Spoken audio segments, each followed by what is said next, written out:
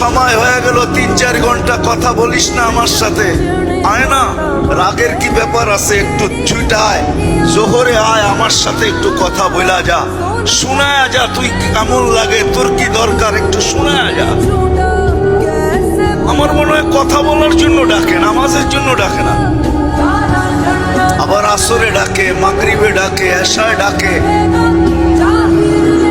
আবার যখন এশায় ঘুমায়া যায় তো বন্দা ভাবে যে আমি তো বিছনায় চলে গেলাম, কিন্তু আল্লাহ বলে না, তুই বিছনায় যাস নাই। এশা পড়ছিস মানে অর্ধেক রাত পর্যন্ত তুই আমার কাছেই আসস। তুই যদিও ভাবস তুই বিছনায়, কিন্তু আসলে তুই বিছনায় না, তুই আমার কাছেই আসস অর্ধেক রাত পর্যন্ত।